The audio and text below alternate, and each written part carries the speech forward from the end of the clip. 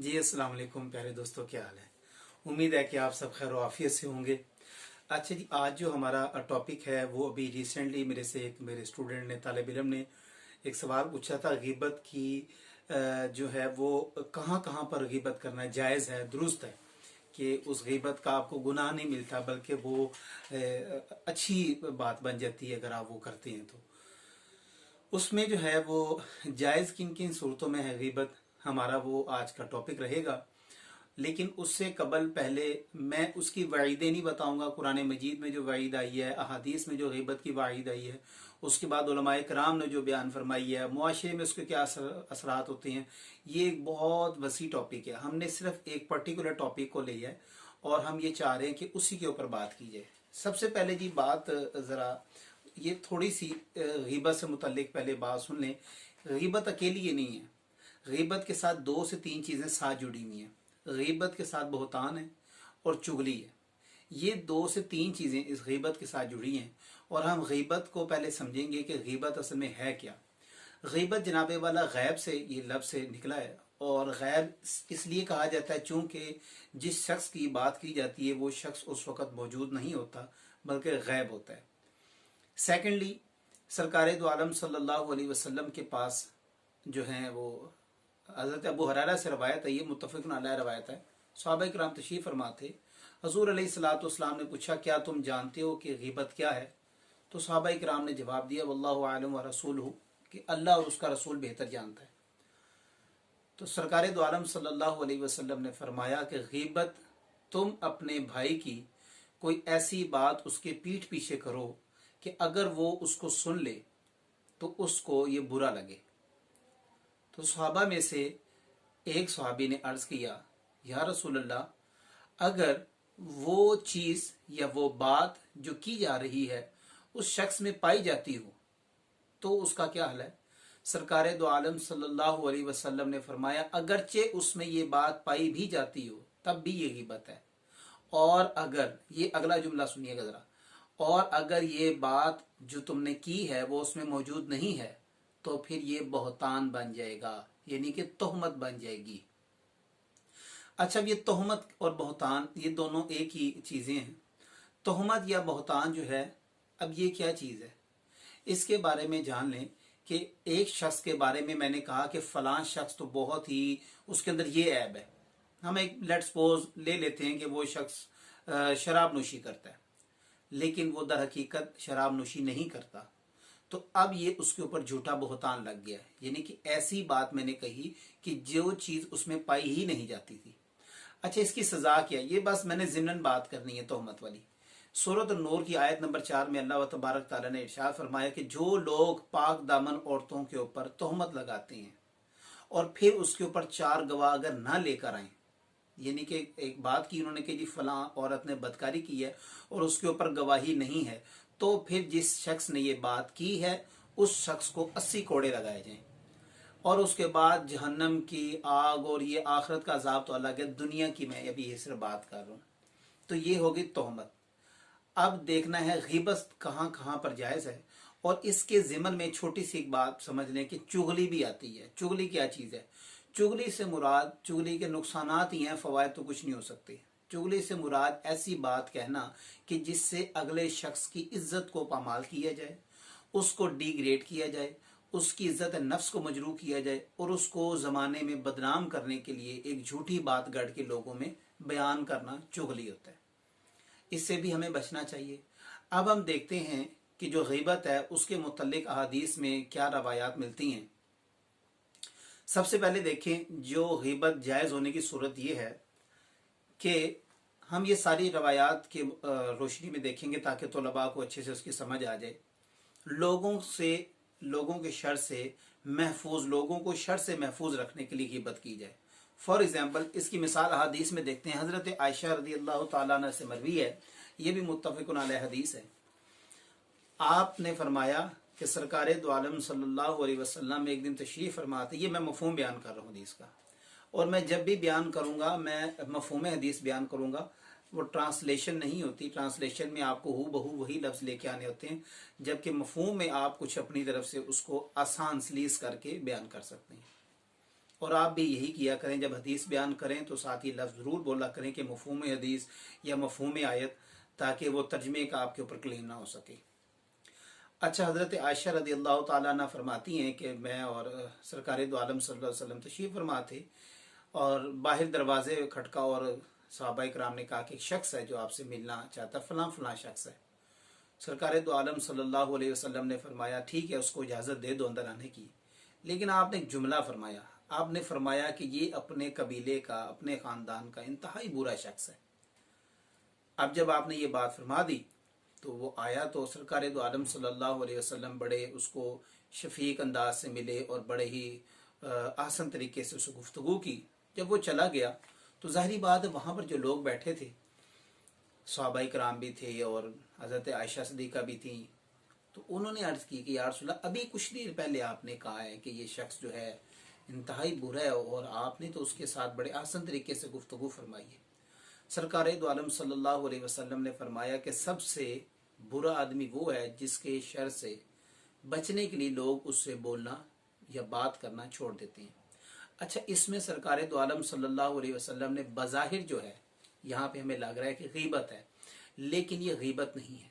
सरकार दो आलम सल्लल्लाहु अलैहि वसल्लम ने वहाँ पर मौजूद लोगों को उसकी बुराई से या उसके शर से आगाह किया है कि इस शख्स से मोहतात रहना, कि ये शख्स शर अंगेज़ है और शर फैलाने वालों में से है, या ज़ुबान दराज है, या किसी तरह भी है, और आपने इस आसान तरीके से इस बात को यहाँ पर पेश किया।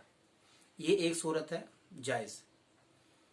दूसरे नंबर पर है जालिम के जुल्म से। अच्छा, आप किसी ताकतवर के पास जाएं और उसको जाके अपनी कंप्लेन करें कि फ़लाँ शख्स जुल्म कर रहा है और मुझे आप उसके जुल्म से बचाएं, तो दर हकीकत तो आपने उसकी बुराई ही बयान की है, ये भी गीबत की एक सूरत है, लेकिन यहाँ पर आपको इसका गुनाह नहीं होगा। इसकी भी मिसाल हदीस मुबारक में मौजूद है। नबी करीम अलैहिस्सलाम के पास एक शख्स हाजिर हुआ और उसने अपने पड़ोसी की बदसलूकी की शिकायत की कि मेरा पड़ोसी जो है मेरे से बहुत बदसलूकी करता है, बदतमीज़ी करता है। सरकार दो आलम सल्लल्लाहु अलैहि वसल्लम ने फरमाया ठीक है, आप ऐसे करें, आप अपना सामान उठाएं और घर से बाहर आ जाएं। तो उन्होंने वैसे ही किया, अपना सामान उठाया और सामान उठा के घर से बाहर आ गए। अब जब बाहर खड़े हुए हैं तो लोग भी देख रहे थे। लोगों ने पूछा कि भैया आपको क्या हुआ, आप सामान अपना जो है वो बाहर उठा के खड़े हुए हैं। तो उन्होंने आके जब लोगों ने पूछना शुरू किया तो वो सहाबी ने बताना शुरू कर दिया कि ये शख्स ऐसा है, ये शख्स ऐसा है। तो इसमें लोगों ने फिर क्या किया, जैसे लोगों का रवैया होता है, 2 का 3 और 3 का 13 और 13 का फिर आगे किस तरह की किस तरह बना के रख देते हैं। लोगों ने फिर उसके ऊपर जनाब लान तान करना शुरू कर दी कि आप ये तो बहुत ही बुरा शख्स है। बज़ाहिर इसमें आप देखें, अच्छा इसमें एक और खूबसूरत पहलू देखें, सरकार दो आलम सल्लल्लाहु अलैहि वसल्लम ने मना नहीं फरमाया इस शख्स को। अच्छा, ये भी एक सूरत है गीबत की, लेकिन यहाँ पर चूंकि उसकी बदसलूकी से लोगों को आगाह करना था ताकि कोई और उसके जुल्म का और बदसलूकी का निशाना न बने। तीसरी सूरत क्या है जी, फतवा की गर्ज से। अगर किसी शख्स ने फतवा लेना है तो वो किसी मुफ्ती को हकायक बताता है तो ये भी गीबत नहीं है। इसकी भी मिसाल हदीस मुबारक में मिलती है। हज़रत अबू सुफियान की जो ज़ौजा थी वो आई और एक दिन हिंद, उन्होंने आके अर्ज़ की कि अल्लाह के रसूल, मेरे जो शोहर है अबू सुफियान, वो मुझे माल मता इतना नहीं देता कि मेरा घर का खर्च जो है वो सही से चल सके, तो मेहरबानी फरमाएं और मेरे लिए कोई हुक्म फरमाएं कि क्या मैं उसके माल में से कुछ माल ले सकती हूँ।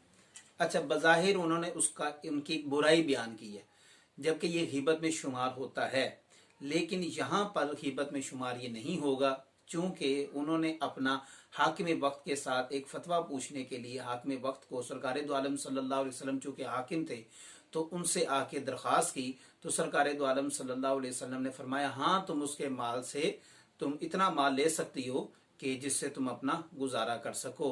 और ये अल मुफरद है किताब, उसमें से हज़रत अबू हुरैरा की रवायत मैंने ये बयान की है। अच्छा, इसमें एक और मैं छोटी सी ज़िम्नन बात कर दूं, ये हज़रत आयशा रज़ी अल्लाह ताला से रवायत है, मुत्तफ़क़न अलैह। अच्छा, इसमें जो है एक खातून जाती हैं अपना तलाक का मसला बयान करने के लिए मुफ्ती साहब के पास। तो वो जब अपना मसला बयान करेगी तो ज़ाहिरी बात है वो ये बताएगी कि तलाक क्यों हुई, लेकिन सबसे बड़ा एक जो गीबत का पहलू देखें, ये एक बुराई कितनी है। इससे मुराद ये है कि आपने सिर्फ उनकी ये बात बतानी है कि तलाक हुई या नहीं हुई, मैंने वो अल्फाज सुने या नहीं सुने। ख़वातीन की आदत ये होती है कि वो जैसे ही मुफ्ती साहब के पास फतवा लेने के लिए जाती हैं तो वो बाकी भी इजी जीरी खोल के बैठ जाती हैं। वो तो ऐसा है, वो तो फलां करता है, वो तो दिमाग करता है, ये करता है, वो करता है, मुझे मारता है, दाड़ता है, गालियाँ देता है, फलाना। देखें, आप फतवे के मुतालिक पूछें, फतवे के मुतालिक आपने तलाक सुनी है नहीं, इतना, इससे ज़्यादा आपको जाने की ज़रूरत ही नहीं है। और गीबत का एक नुकसान सबसे बड़ा क्या है, जो शख्स गीबत करता है उसकी नेकियां जो हैं वो काट के दूसरे को दे दी जाती हैं। ठीक है, ये तो खैर मैंने पहले आपसे अर्ज की कि ये मैं इसकी वाइद वगैरह की तरफ नहीं जाऊंगा, इसके नुकसानात क्या हैं, हमारा सिर्फ टॉपिक यही है कि ये जायज़ की सूरतों में। तो यहाँ पर जो है अपने शोहर की को बात बताना मुफ्ती साहब को कि इस तरह बात हुई है और मैंने ये अल्फाज सुने, तो बस इतनी बात। आगे वो क्या करता है क्या नहीं करता, अल्लाह का और उसका मामला छोड़ दें, अल्लाह ताला उसके साथ इंसाफ करेगा। तो इस गर्ज में भी ये गीबत नहीं शुमार की जाएगी, जबकि बज़ाहिरन ये गीबत ही है। अच्छा जी, मुसलमानों की खैर ख्वाही के लिए यहाँ पर 2 पॉइंट हैं, वो समझने वाले हैं। मुसलमानों की खैर ख्वाही किस तरह हो सकती है। सरकार दो आलम सल्लल्लाहु अलैहि वसल्लम के दौर में सहाबाई कराम आकर मुनाफिकीन की कंप्लेन करते थे और वो क्या बताते थे कि जी फलां जो मुनाफिक है वो हमारी ये कार्रवाइयों में ये दखल अंदाजी कर रहा है, ये शरारतें कर रहा है। इस तरह की चीज़ें जो हैं वो अगर कर दी जाएं तो वो जायज़ हैं, उसमें कोई हर्ज नहीं है। और दूसरा, आपने हदीस की आपने अगर वो देखा हो तो उसमें रावियान जो हैं, रावियों के ऊपर जरा तादील की जाती है। जरा तादील क्या होती है, अगर किसी में ऐब है, अगर किसी में नुक्स है, कोई ज़ोफ़ है, तो वो बयान कर दिया जाता है। और इसी तरह ये बयान करने का मकसद ये नहीं होता कि उनकी ग़ीबत की जा रही है या उनके ऊपर कोई तबर्रा की जा रही है या उनके ऊपर तनकीस की जा रही है, बल्कि उनके ये मामलात का ज़ोफ़ बता के उम्मत के ऊपर रहमत की जा रही है कि इस शख्स के अंदर ये नुक्स पाया जाता है। उसके बावजूद अगर आप हदीस देना चाहें इसे तो आप ले सकते हैं।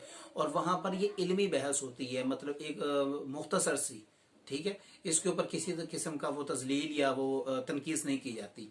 नंबर 5 पे देखिए मुसलमान, अच्छा नंबर 6 पे देखिए मशवरा के मौका पर।